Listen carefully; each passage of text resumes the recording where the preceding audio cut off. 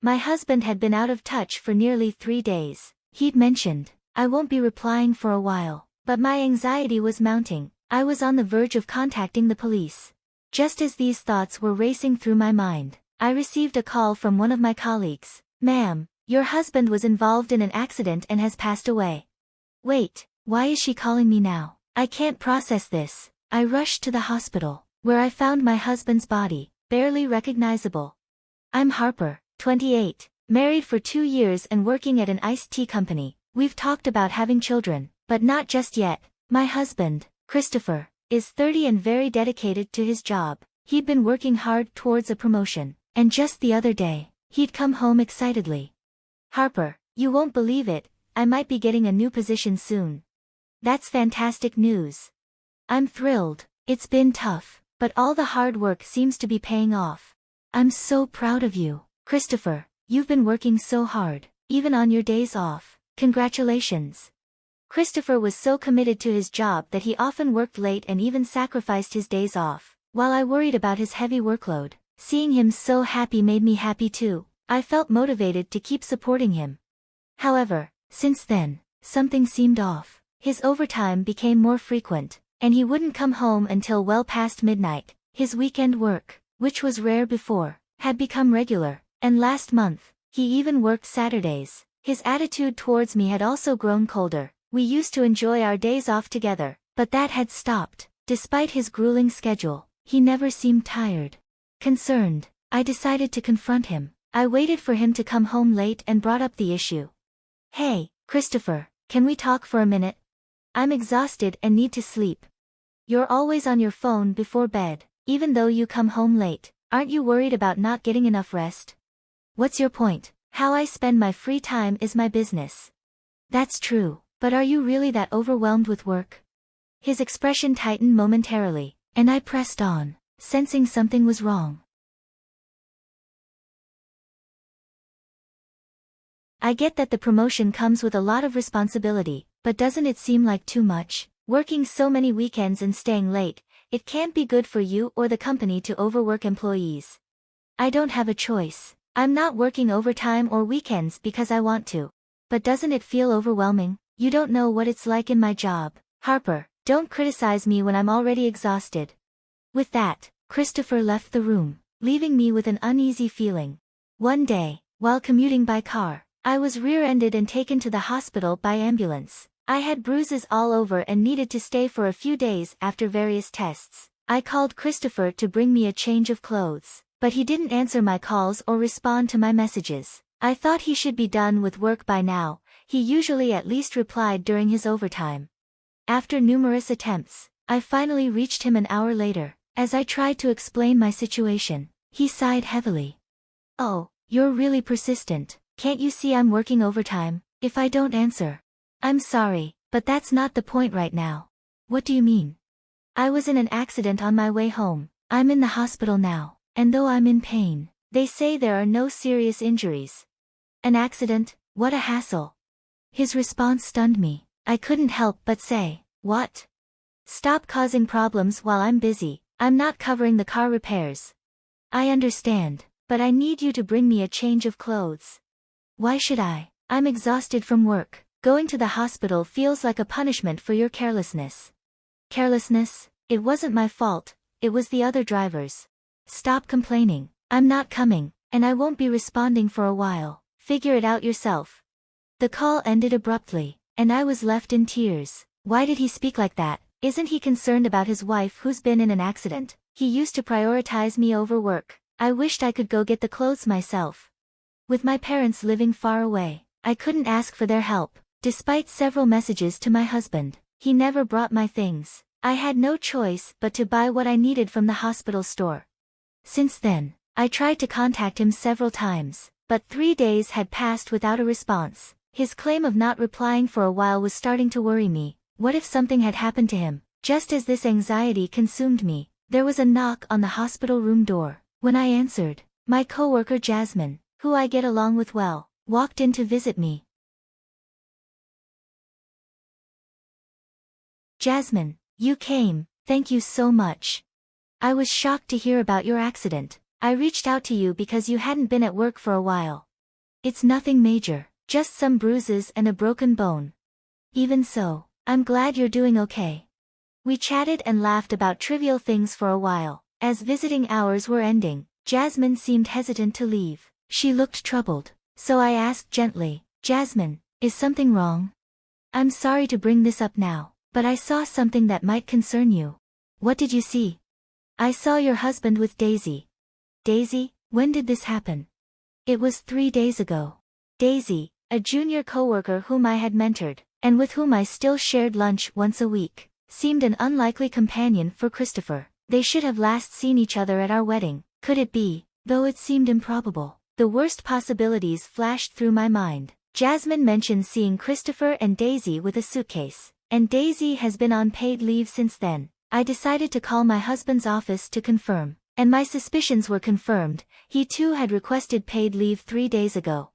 The realization hit me like a wave. My husband and Daisy were betraying me. The increased overtime and weekend work were likely excuses for their meetings. Reflecting on his recent cold behavior, everything suddenly made sense. So that's why he's been so distant.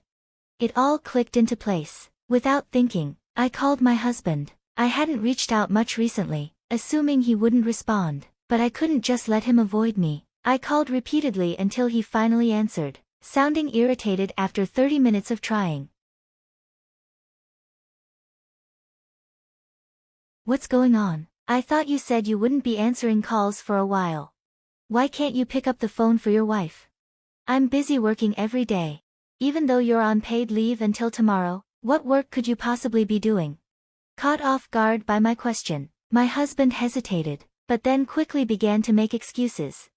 "What are you talking about? I didn't take any paid leave." "Don't try to play dumb. I've already confirmed it with the company."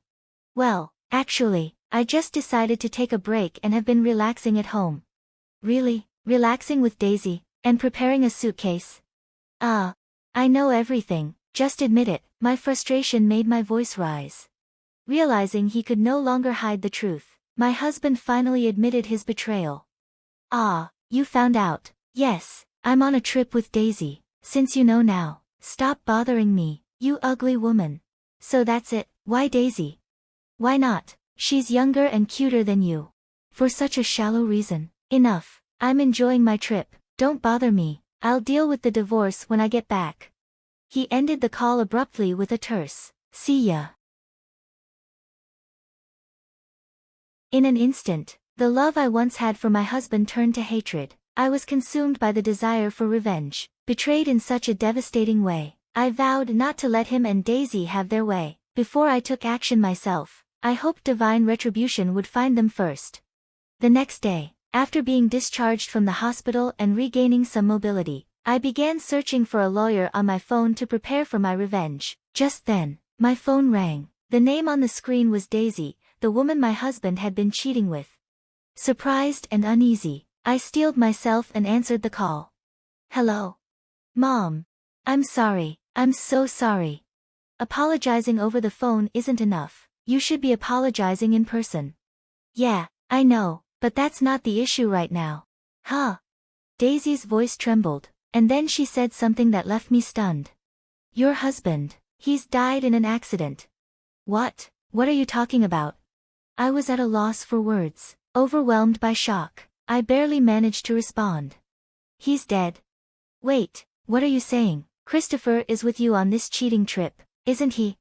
"Yes, that's true, but on the way back from the airport, Christopher was in an accident."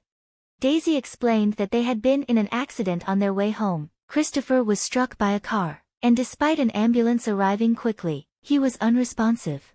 To my astonishment, the hospital where Christopher was taken was the same one where I had been recovering. I ended the call abruptly, explained the situation to a nurse, and made my way to his side using crutches since my broken bone was still healing. I expected to find Christopher in the morgue, but instead, he was alive, though gravely injured. As I arrived, Daisy burst into the room, and upon seeing Christopher, she collapsed in shock. With so much to say, I realized that Christopher's critical condition meant there was no time for confrontation. I told Daisy we would talk later and left the hospital that day. Days later, Christopher barely survived, but the accident left him paralyzed from the waist down, confining him to a wheelchair. My in-laws were furious when they learned about the affair. Despite their anger, they couldn't hide their pity for their son, scolding him with harsh words. "You brought this on yourself with your affair." Once my in-laws had left, I decided it was time to confront Daisy and my husband. When I arrived at Christopher's hospital room, I found them in the middle of a heated argument. "If you hadn't pushed me, none of this would have happened. It's all your fault." "Me? You're the one who insisted on taking that route. Don't blame me." "Are you kidding? This whole mess started because you wanted a trip, and I paid for everything." "Refund my money. If you love him, you should cover his medical bills." "Are you out of your mind? This was just a fling. I'm done with you." "What?" Their argument continued, oblivious to my presence. Frustrated, I burst into the room, took a deep breath, and shouted, "Enough! The reason you're in this mess is the affair in the first place. Take your blame somewhere else." "Ah, Harper." "Ma'am." Both of them turned, their faces frozen in surprise. Ignoring their shock, I pressed on. "How can you argue at a time like this? Do you even grasp the situation you're in?" Christopher was the first to respond. "Harper, don't worry, I'm ending things with this woman." "Really?" "Yes, I realize now that it's always been you for me, Harper." "Huh, so you think that after everything, we're just supposed to stay married?" "What?" I couldn't help but laugh at his bewildered expression. "Didn't you say, we'll get a divorce when I get home? Now that you've had a falling out with your affair partner, you want to reconcile? Are you out of your mind? There's no way I'd spend my life with someone like you." "Harper, why? Didn't you love me?" "Don't even start. Who betrayed that love first? It was you. After all your talk about divorce, now you want to come back when it suits you. I'm not as cheap as you think. Understand that, and don't ever come near me again. Spend the rest of your life regretting this, you jerk." Christopher was left stunned by my outburst, and Daisy was pale and trembling. After being discharged from the hospital, I decided to stay with my parents for a while. My divorce from Christopher was finalized through a lawyer, and I secured full alimony payments from both him and Daisy.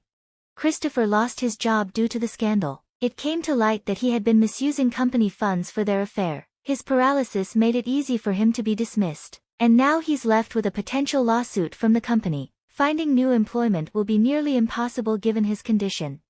The news of Daisy's affair with my husband quickly spread through the company. She faced cold stares and, unable to handle the hostile environment, began skipping work. Eventually, she resigned. It seems unlikely that either of them will lead a stable life again, but I don't feel any sympathy. They brought this disaster upon themselves.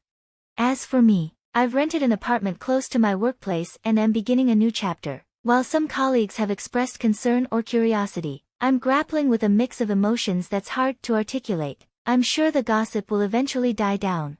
For now, I'm focused on enjoying my life and moving forward without being influenced by others.